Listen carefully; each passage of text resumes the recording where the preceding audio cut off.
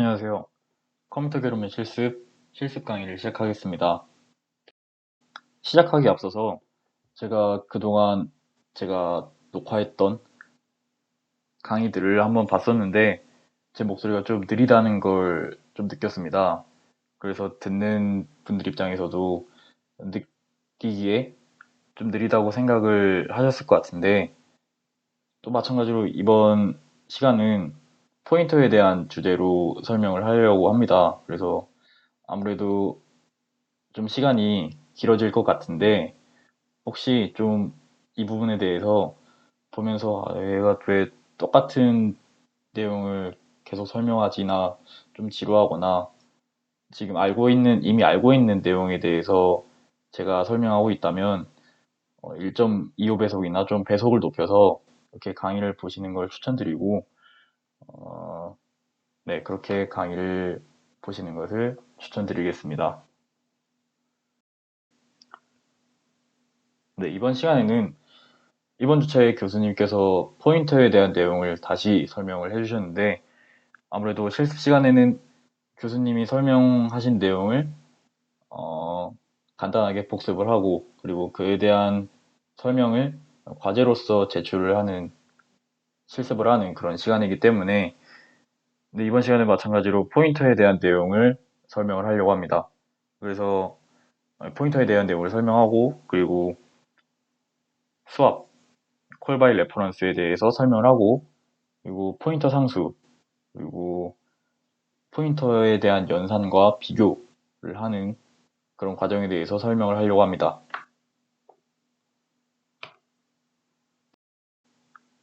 우선 포인터에 대해 설명을 하기 전에 이 포인터가 메모리에 있는 주소를 접근하고 가리키는 그런 역할을 하는 변수이기 때문에 우선 메모리에 대한 설명을 잠깐 해야 될 것 같습니다.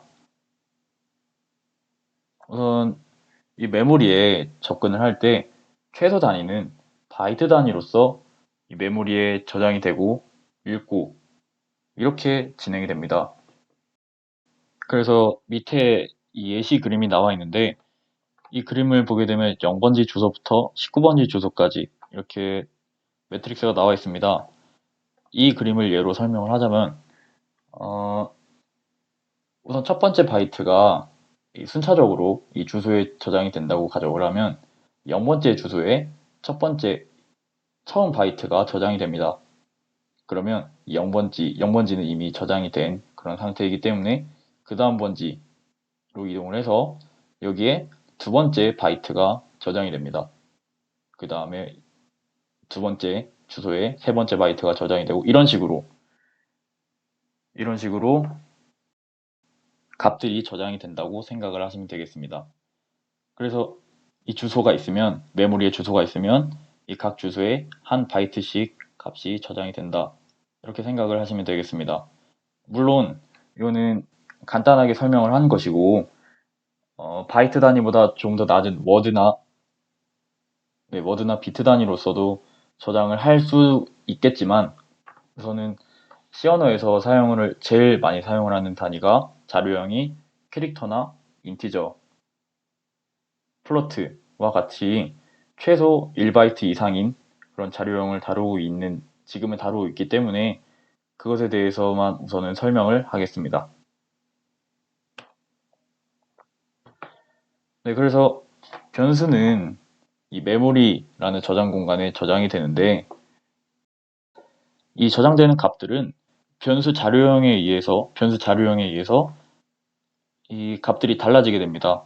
캐릭터형은 1바이트를 차지하고 인티저형은 4바이트, 실수형에서 더블형은 8바이트를 차지합니다. 앞에서 보면 인티저형은 이 주소 공간 하나를 차지하는 것이고 인티저형은 4바이트 주소 공간을 차지합니다. 더블형은 이 4개가 2개 있는 8바이트를 차지하는 그런 형태가 되겠습니다. 네, 밑에 이 간단한 코드 예시는 참조하시면 되겠습니다. 그래서 이 자료형이 선형이 된 모습을 메모리라고 생각을 했을 때 간단하게 그림을 그린 건데 여기 1001번지, 1번지라고 가정하겠습니다. 1번지에 이 A라는 값이 저장이 되어 있는데, 이제 이 공간을 C라는 이름으로 가리키는 것입니다. 그래서 변수의 이름은 논리적인 이름입니다. 메모리에서 이 값을 배정을 할 때 이 값을 가리키는 논리적인 이름이 되는 것입니다.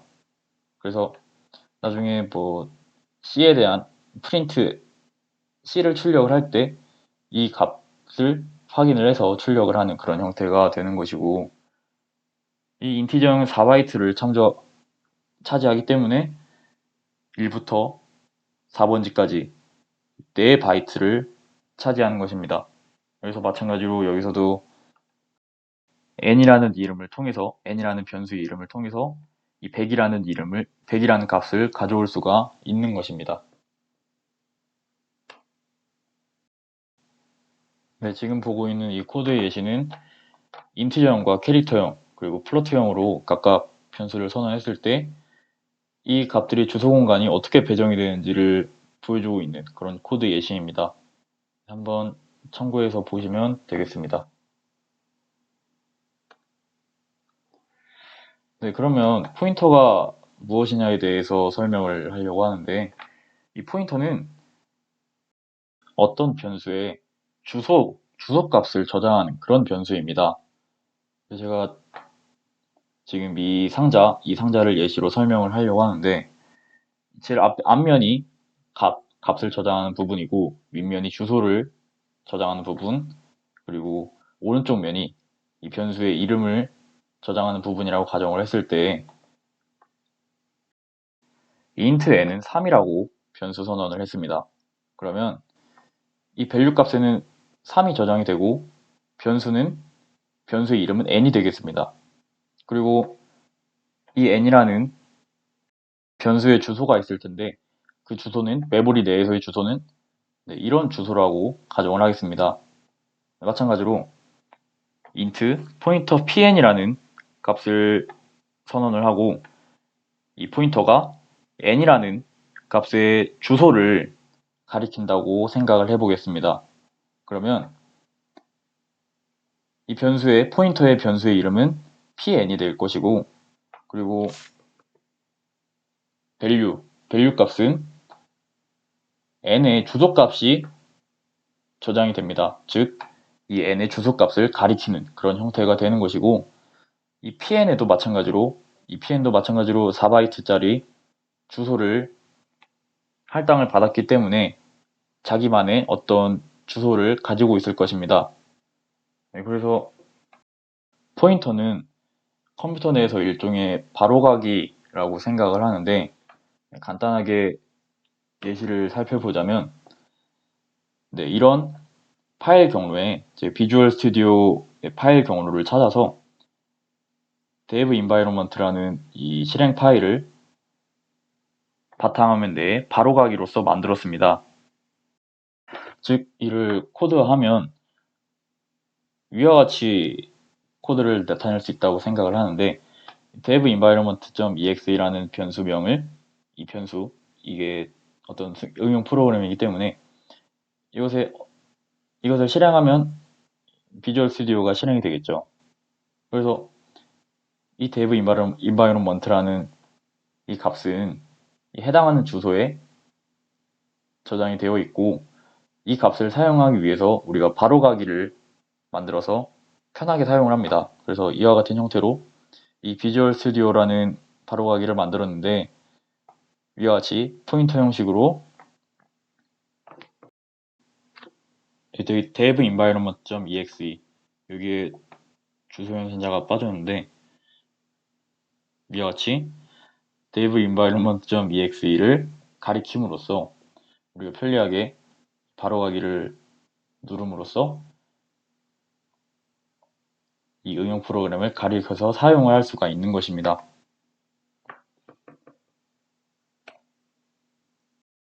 그래서 포인터를 선언을 하고 사용을 하기 위해선 이 별 표시를 사용을 하는데, 이거는 간접 참조 연산자라고 합니다.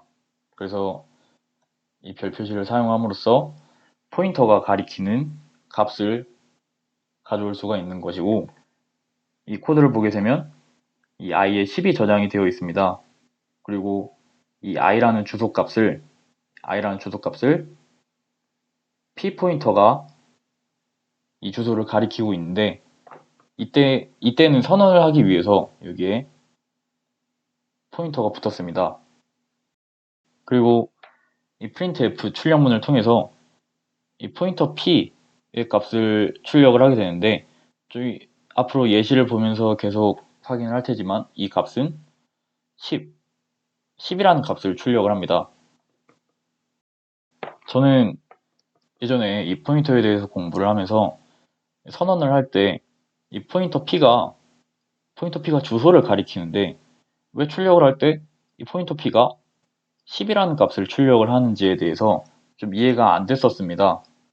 그래서 저도 지금 이거를 설명하는 입장에서 어떻게 설명을 해야 되나 생각을 해봤는데, 제가 설명하기에 좀 이해하기 쉬운 생각은 이렇습니다. 여기 선언부에서 사용하는 이 포인터와, 그리고 선언할 때 말고 이외에 실제 코드 내에서 사용하는 이 포인터는 다른 연산자입니다. 이게 무슨 말이냐면, 선언할 때 사용하는 이 포인터는 실제로 이게 주소를 가리킨다는 어떤 변수로서의 의미를 갖기 위한 그런 연산자입니다. 하지만 선언을 제외한 나머지 부분에서는 이 앞에 포인터가 붙게 되면, 별이 붙으면, 이거는 포인터가 가리키는 값을 가리킵니다. 포인터가 가리키는 값이 뭐죠? 이 p라는 변수가 i를 가리키고 있는데, i에는 10이라는 값이 저장되어 있습니다. 즉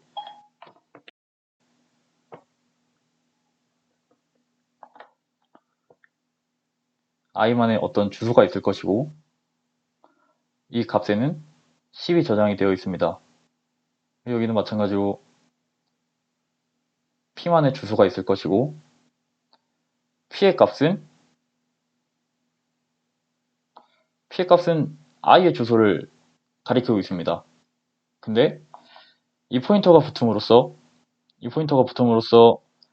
10이라는 값을 출력을 하게 되는 것이고, 만약에 여기에 별이 없고 포인터가 없고 이 p라는 값만 출력을 하게 된다면, 현재 p의 값이 이 i의 주소를 저장을 하고 있기 때문에 i의 주소가 출력이 될 것입니다. 네, 다음 예시를 통해서 더 자세히 알아보겠습니다. 네, 간단한 예시입니다. i에 3000이라는 값이 저장이 되어 있고, 이 포인터 p가 i의 주소를 저장을 하고 있습니다.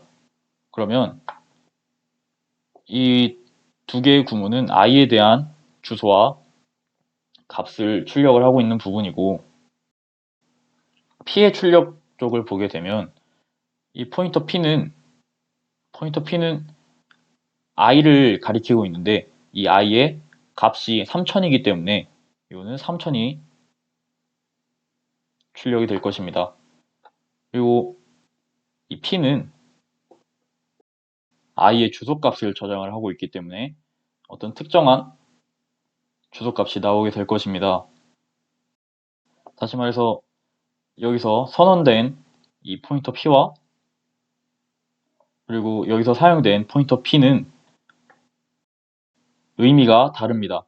이 포인터 p에서 i의 주소값을 저장을 했다고 해서 이 포인터 p를 출력을 했을 때 이 i의 주소값이 나오는 것이 아니라, 여기서 사용된 포인터는 간접 주소 연산자로서 이 p가 가리키는 값에, 포인터 p가 가리키는 변수의 값이 출력이 되는 것입니다. 그렇기 때문에 p가 가리키는 게 i이고 i의 값이 3000이기 때문에 이렇게 출력이 되는 것이고, 이 간접 주소 연산자를 붙이지 않았을 때, 즉 밑의 경우에서는 이 P에 저장된, 단순히 P에 저장된 값이 출력이 되는 것입니다. 앞에 이 예시를 보게 되면 포인터 PN이 n의 주소를 가리킴으로써 이 변수에 어쨌든 이 PN도 변수이기 때문에 n의 주소값이 저장이 된 그런 형태일 것입니다. 그렇기 때문에 이 value, 이 값이 저장이 되는 이 상자에 n의 주소값이 저장이 되고 있습니다. 그렇기 때문에 여기서 PN에 그냥 단순히 출력을 한다고 생각을 했을 땐 이 값이 그냥 출력이 되는 것입니다. 왜냐하면 n을 printf로서 n을 출력을 한다고 했을 때도 이 value, 이 값이 단순히 출력이 되는 것이기 때문에 이것에 대해서 혼동을 하지 마시고 이거는 계속 봐야 될 것 같습니다. 제가 왜 이렇게 계속 설명을 하냐면 저도 처음 배울 때 좀 어려운 내용이었기 때문에 아무래도 이거는 계속 설명을 해야 되지 않나 싶어서 이렇게 설명을 하는 것이기 때문에 좀 지루하더라도 혹은 이해가 안 가더라도 계속 해서 봐주셨으면 좋겠습니다. 그래서 결과값은 다음과 같이 이 간접 주소 연산자를 붙였을 때 포인터를 붙였을 때는 값이 나오고 이 포인터를 안 붙였을 땐 이 P에 저장된 i의 주소가 저장이 된 값이 나오게 되는 것입니다. 두 번째 예제입니다. 코드를 보면 이 C라는 변수에 A가 저장이 되어 있고 그리고 포인터 PC엔 이 C의 주소가 저장이 되어 있습니다. 그래서 PC는 C를 가리키는 일종의 포인터라고 보시면 되겠고 바로 출력을 해보면 C는 A가 저장이 되어 있기 때문에 C의 값인 A가 출력이 될 것입니다. PC는 PC에 저장된 값이 이 C의 주소이기 때문에 주소가 출력이 될 것입니다. 그리고 C의 주소는 이거죠. C의 주소가 마찬가지로 출력이 될 것이고 다음에 PC의 주소를 출력하라고 합니다. PC의 주소는 이것이 되겠습니다. 마찬가지로 PC도 일종의 변수이기 때문에 메모리 공간에 할당된 주소 공간이 있을 것이고 이게 바로 주소 공간이 되겠습니다. 그리고 마지막으로 이 사이즈를 묻고 있는데 이 사이즈는 이게 캐릭터형 변수이기 때문에 1바이트씩 차지를 합니다. 그래서 이 사이즈 오브라고 하면은 이 안에 들어간 인자의 사이즈를 확인을 해서 이게 1바이트이기 때문에 1이라고 반환을 하게 됩니다.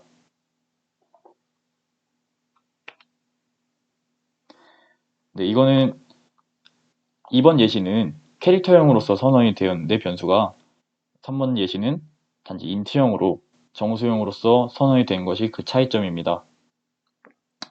그래서 다른 건 다 똑같은데 여기서 사이즈 오브라는 이 키워드를 썼을 때 여기 인자가 인티저형으로 들어갔기 때문에 여기는 인티저형이 4바이트죠. 그렇기 때문에 4라는 값이 똑같이 출력이 되겠습니다. 그리고 추가로 하나 더 설명을 하자면 이 PN이 가리키는 주소의 값이 n의 주소 값인데 n의 첫 시작 주소를 가리키고 있는 것을 확인할 수 있습니다.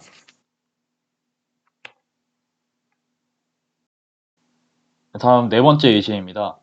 이 예시는 변수 두 개, 변수 x와 y를 선언을 하고 그리고 포인터를 통해서 각각 이 포인터에 x의 주소와 y의 주소를 번갈아 대입을 하면서 이 p값을 순서대로 출력을 하고 있습니다. 예시를 답안을 보면 알겠지만 먼저 x의 주소가 처음 대입이 되었을 땐 x의 주소값과 x에 저장된 값이 출력이 순서대로 될 것입니다. 다음 p에 y의 주소값이 들어갔을 땐 마찬가지로 이 p가 y를 가리키기 때문에 이 p에는 y의 주소값, 그리고 포인터 p에는 y의 값이 순서대로 출력이 될 것입니다. 네, 위와 같은 식으로 출력값이 나오게 될 텐데, 이때 또 헷갈릴 수 있는 부분이 있을 것 같습니다. 처음에 포인터 변수를 선언할 때 위와 같이 선언을 했습니다. 근데 포인터 p는 여기서는 포인터를 안 붙였죠. 다시 설명을 하자면, 처음 내가 포인터 변수를 사용하고 싶을 땐 무조건 이 별을 변수 앞에 붙임으로써 내가 이거를 포인터로 쓸 거다 라는 것을 명시하는 그런 역할입니다. 근데 이 다음부터 선언을 한 이후부터는 여기서 똑같이 변수처럼 이 p라는 변수의 이름이 변수처럼 사용이 됩니다. 그래서 이 p라는 변수에 x의 주소를 저장하겠다. 그러면 이 부분에 x의 주소 값이 들어가는 것입니다. 이게 12450이라는 값이 여기에 저장이 되는 것입니다. 근데 이 포인터는 특이한 게 간접 주소 연산자를 통해서 여기 앞에 간접 주소 연산자가 붙으면 이 x에 저장되어 있는 이 포인터가 가리키는 값을 이 포인터를 통해서 가리키고 출력을 할 수 있는 것이기 때문에 포인터 변수 선언 이후에 이 포인터가 안 붙으면 주소,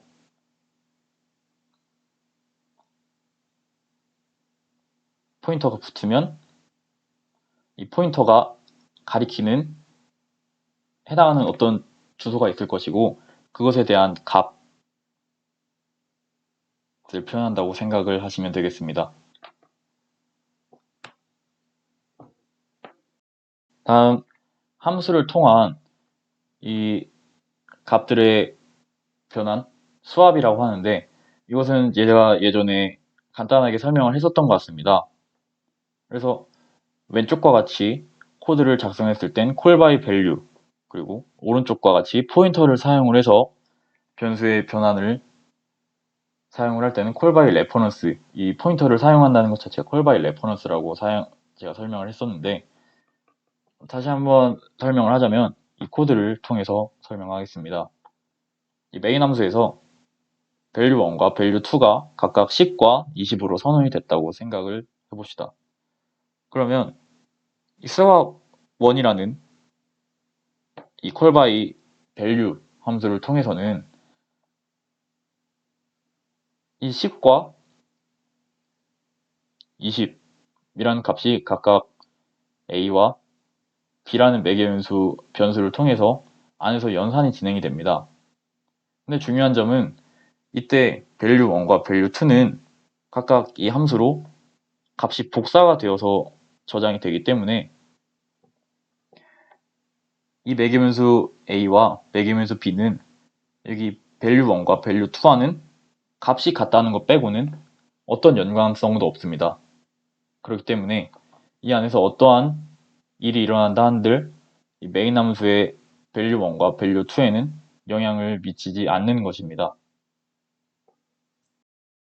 이것은 이 메인 함수에서의 변수가 함수로 값이 전달됐기 때문에 일어난 그런 상황이고, 이 두 번째 swap2 함수를 보게 되면 이때는 값이 아니라 주소 연산자를 통해서 value1과 value2의 주소가 각각 swap2 함수로 전달이 되고 있습니다.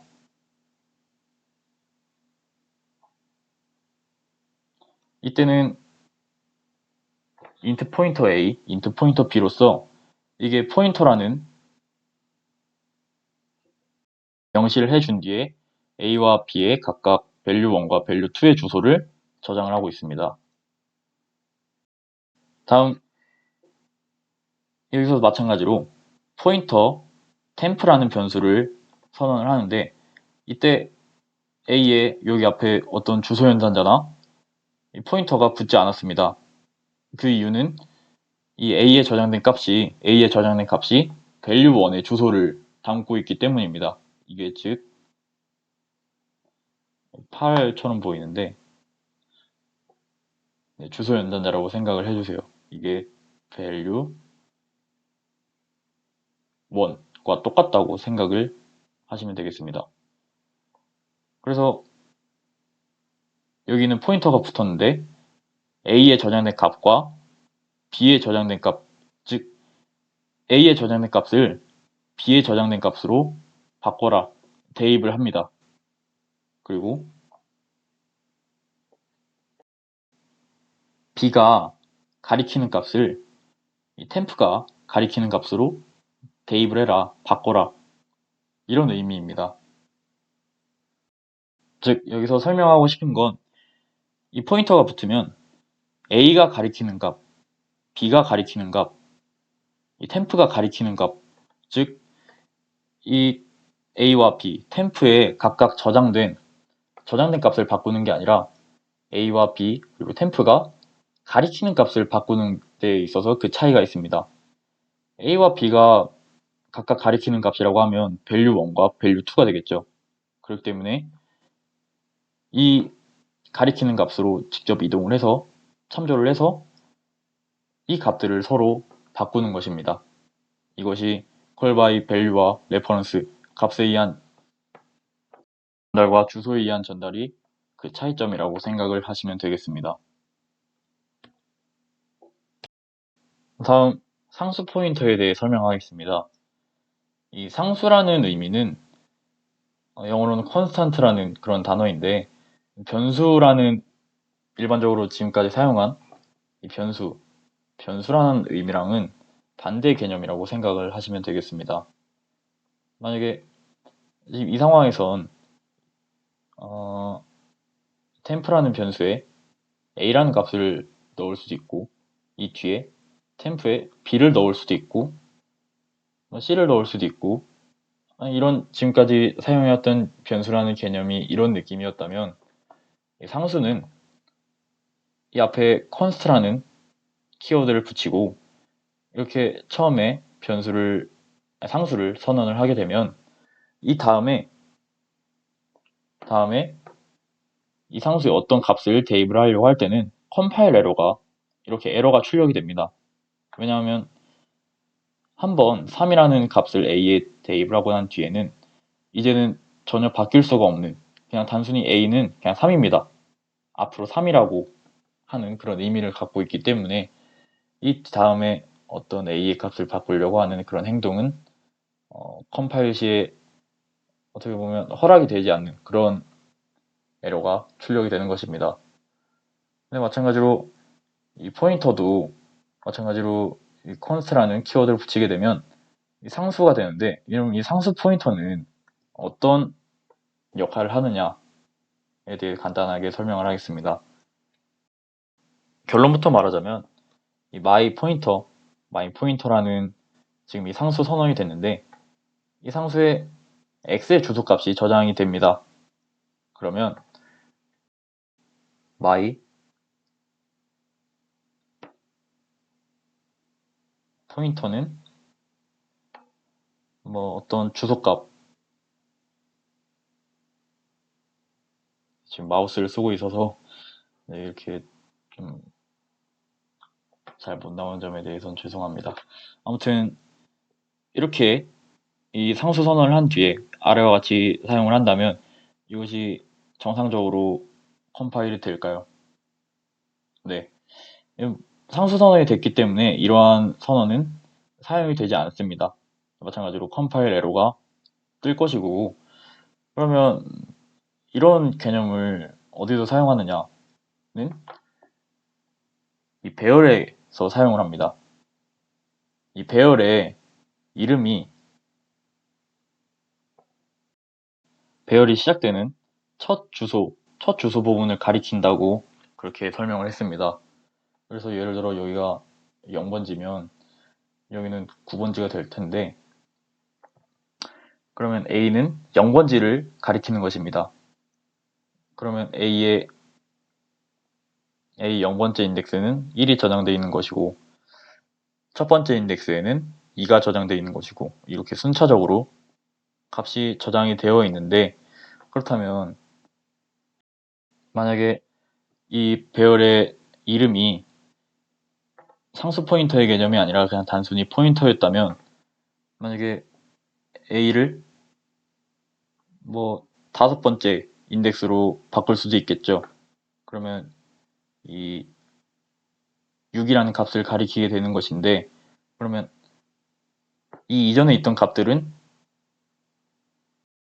A에 뭐 마이너스 1이나 마이너스 2를 더해서 이 이전의 값들을 참조할 수는 있겠지만, 이렇게 한다면 코드가 좀 복잡해졌을 것입니다. 네, 그렇기 때문에 제 생각에는, 좀 개인적인 생각이지만, 이런 코드의 복잡성을 좀 막기 위해서 이 배열의 이름은 상수화하여서 무조건 배열의 첫 번째 인덱스를 가리키게 하고, 그리고 여기에 더하기 연산을 통해서 또는 뭐 인덱스를 통해서 다음 배열의 인자나, 네, 배열 요소를 순차적으로 탐색을 할 수 있게끔 이렇게 구현을 하지 않았나 하는 생각이 듭니다. 혹시 저도 이 내용에 대해서는 배열이 왜 상수 포인터를 가지게 되는지는 저도 찾아보고, 그리고 다시 추후에 기회가 되면 설명해 드리도록 하겠습니다. 다음 포인터 연산에 대해서 설명을 하겠습니다. 네, 어렵게 생각하실 건 아니고, 단순히 일반적인 정수형 변수를 사칙 연산을 한다고 생각을 했을 때 A 더하기 B가 있을 수 있고 A 곱하기 B가 있을 수 있고, 그냥 단순히 사칙 연산을 하는 것처럼 마찬가지로 포인터도 이와 같은 연산을 할 수가 있는데, 단지 이 포인터가 주소도 가지고 있고, 그리고 이 앞에 간접참조 연산자를 붙임으로써 가리키는 값도 표현을 할 수 있기 때문에 이 두 개에 대한 연산을 진행을 할 수 있습니다. 그래서 이것에 대해서 설명을 하도록 하겠습니다. 네, 먼저 이 포인터가 가리키는데, 포인터에 저장된 주소를 연산하는 방법에 대해서 설명하겠습니다. 우선 가능한 주소 연산은 더하기와 뺄셈밖에 제공이 되지 않습니다. 굳이 여기에 곱하기나 나누기가 있어야 할까라는 생각을 하실 수 있는데, 단순히 2000번지와 2001번지가 있다고 가정을 할 때 이것을 굳이 곱하면 어떤 좀 큰 값이 나올 텐데, 이 큰 값에 참조할 만한 어떤 경우가 있을까? 뭐 나눠서 뭐 1번지나 뭐 0번지나 뭐 이런 경우를 참조할 수 있는 그런 상황이 발생할까라는 생각을 해보면, 이런 연산은 필요하지도 않고, 만약에 있을 경우에도 오버플로가 발생할 경우가 매우 크기 때문에, 네, 더하기 연산과 뺄셈 연산만 진행을 하게 됩니다. 그래서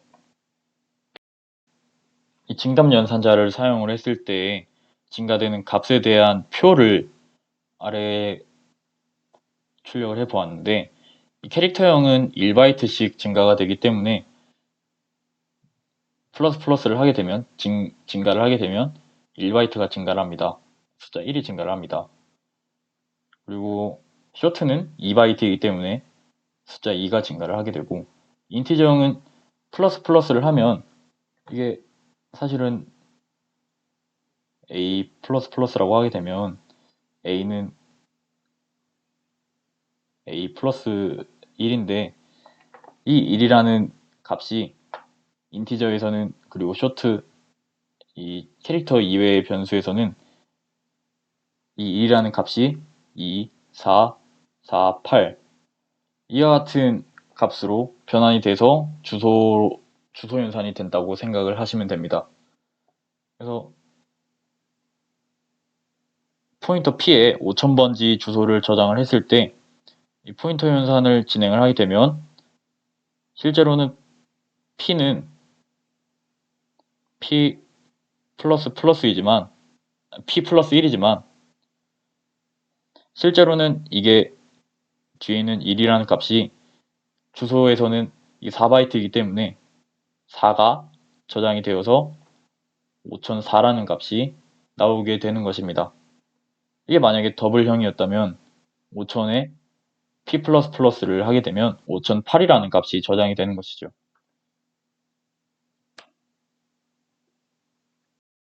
다음 가리키는 값에 대한 연산을 할 때에 대한 설명입니다.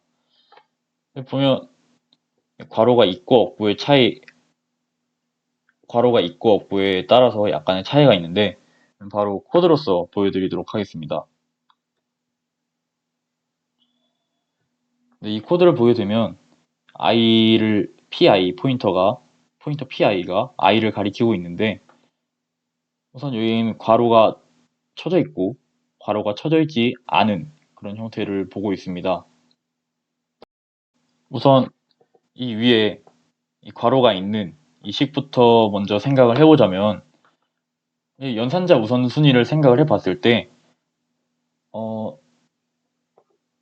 확실한 것은 지금 이 포인터의 연산자 우선순위나 이 플러스 사칙 연산에 대한 우선순위 중에 어떤 게 더 높을지는 확실하게 모를 수 있습니다.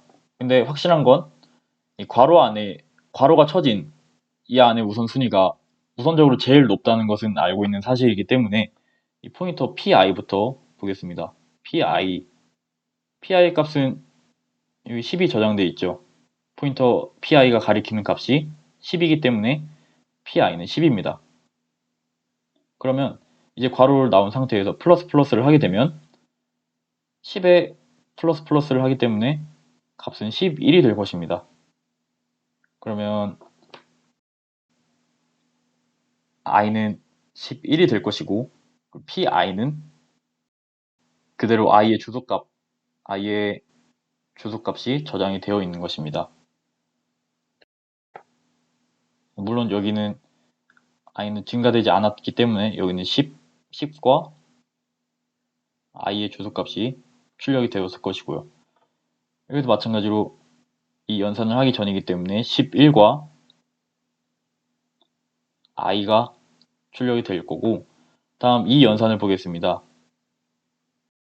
사실은 이 괄호가 쳐지지 않은 이 식의 경우에는 이 플러스의 우선순위가 더 높기 때문에 포인터보다 이 증가하는 플러스의 연산자 우선순위가 더 높기 때문에 위에서 괄호를 쳐줌으로써 위와 같은 연산이 가능했다고 생각을 하시면 되고 따라서 pi에 플러스를 먼저 진행을 해주면 이 pi는 주소를 저장하고 있습니다. i의 주소를 저장하고 있기 때문에 i의 어떤 주소가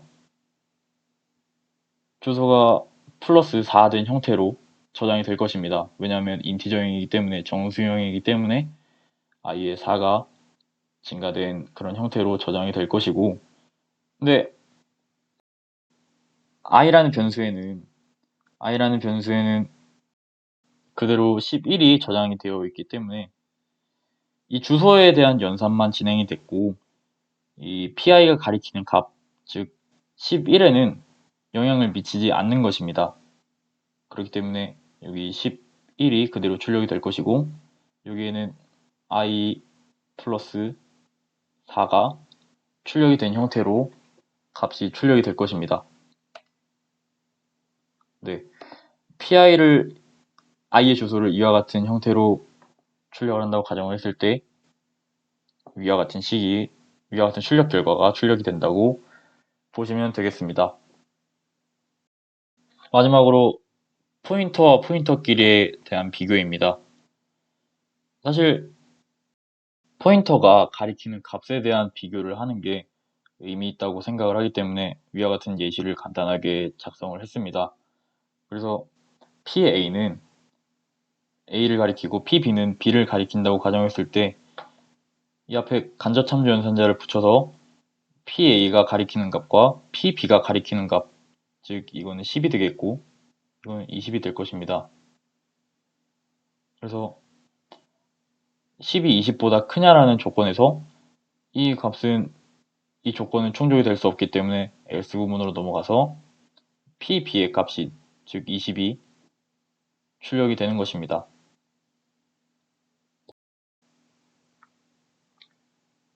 네, 마지막으로 과제에 대한 설명을 하려고 합니다.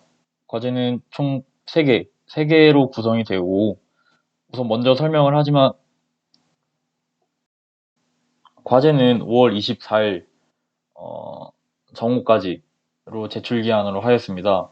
과제가 3문제이고 그리고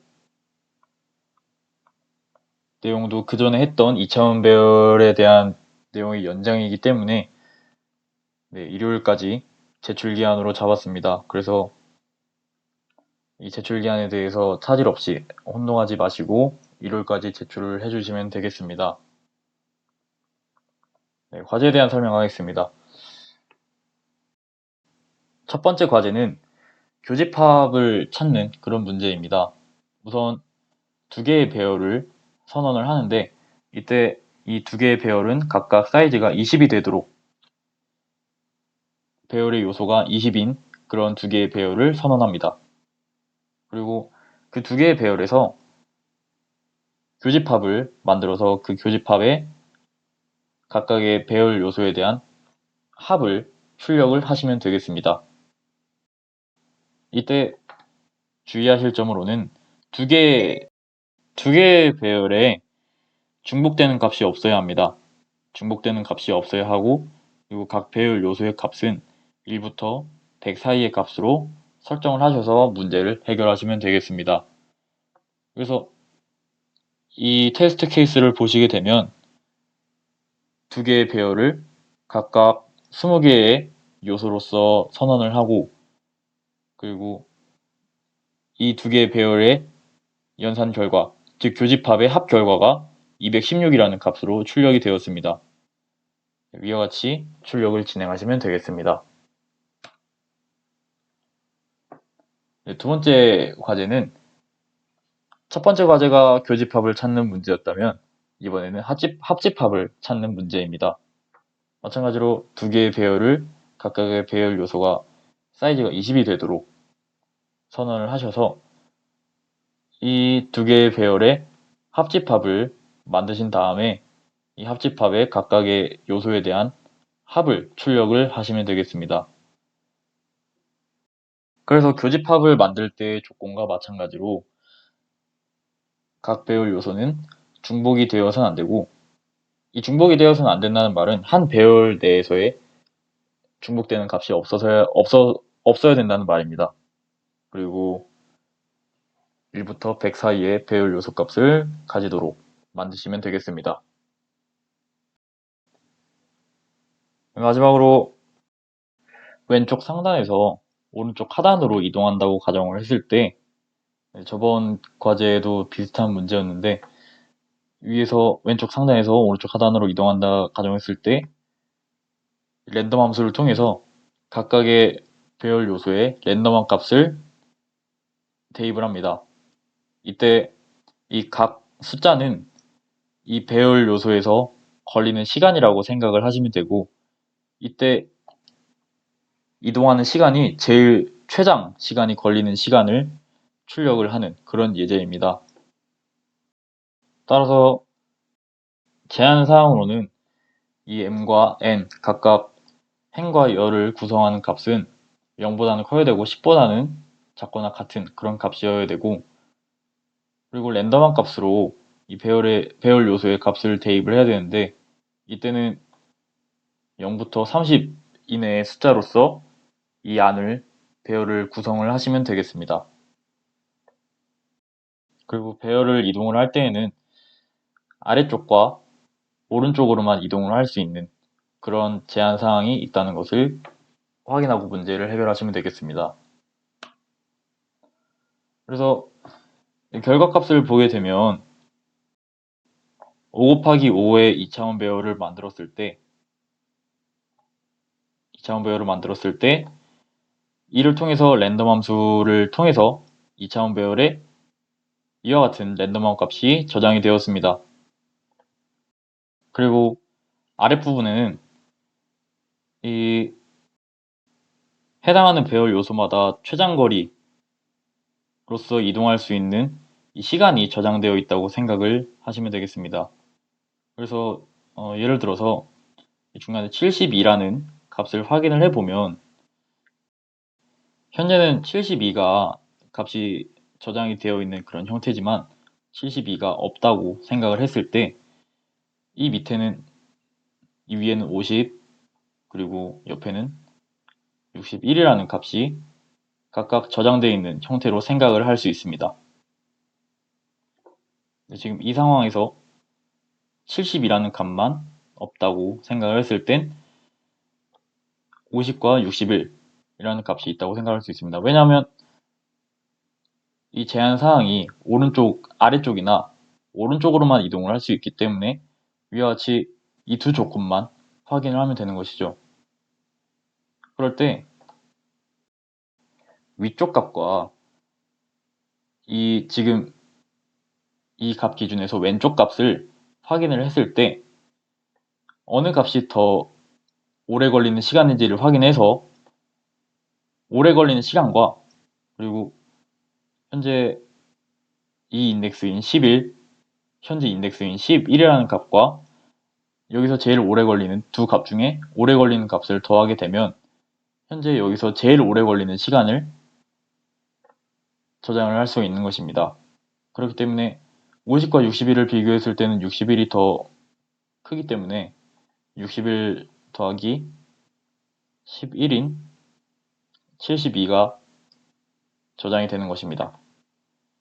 이때 탐색하는 방법은 위와 같이 선형 탐색으로 일반적으로 2차원 배열을 탐색하는 선형 방식으로 탐색을 했을 때의 기준이고 예를 들어서 다음에 96이라는 값을 탐색을 할 때도 이 값을 얻기 위해서 96이라는 값을 얻기 위해서 이번에도 72 왼쪽에 70이라는 값이 있을 것이고 위쪽에 74라는 값이 있을 것입니다.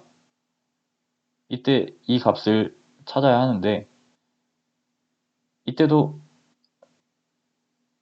위쪽 값과 왼쪽 값을 확인을 해서 위쪽 값이 더 크기 때문에 74라는 값과 그리고 22라는 값을 더해서 96이라는 값이 나올 수가 있는 것입니다. 따라서 현재 참조하고 있는 배열 요소의 값을 구하기 위해선 위쪽 값과 왼쪽 값의 값 중에서 더 큰 값과 현재 참조하고 있는 인덱스, 이 위쪽 배열에서의 인덱스의 값을 더하는 형식으로 값을 더하면서 제일 아래쪽 우측 하단으로 값을 이동을 시킬 때 이 값을 구할 수가 있는 것이죠. 네, 이런 식으로 과제를 해결하시면 되겠습니다. 이 과제 마찬가지로 저번 주나 저저번 주에 했던 과제처럼 S랜드에 타임 함수를 사용하여서 매번 실행할 때마다 이 랜덤으로 값이 대입되는 방법이 값이 매번 다르게 대입이 되도록 그렇게 코드를 구현을 하시면 되겠습니다. 네, 그래서 5월 24일 일요일 정오까지 문제를 해결하셔서 구름에 올려주시면 되겠고 이번 주에는 포인터에 대해서 다시 설명을 했는데 처음 배우시는 분들에게 포인터라는 개념이 어렵고 좀 생소한 개념이라고 생각이 들 것 같습니다. 그래서 저도 나름대로 다시 공부를 하면서 어떻게 하면 좀 이해하기 쉽게 설명을 할 수 있을까라는 생각을 하고 그리고 지금 이렇게 설명을 하고 있는데 아무래도 제가 이렇게 설명을 한다 한들 어려우실 거라고 생각을 합니다. 그렇기 때문에 제가 지금 설명하면서 설명한 포인터 관한 예제 코드나 혹은 앞으로도 코드를 짜면서 포인터에 대한 문제를 많이 풀어보시면서 이에 대한 이해를 하시는 게 제일 빠르게 포인터를 이해하는 방법이 아닌가라는 생각을 하게 되는 것 같습니다. 이번 강의는 여기서 마치도록 하겠습니다. 감사합니다. 혹시 포인터나 이번 시간에 설명한 포인터나 혹은 과제에 대한 질문이나 궁금한 점이 있으시면 이메일로 올려주시면 바로 답장해 드리도록 하겠습니다.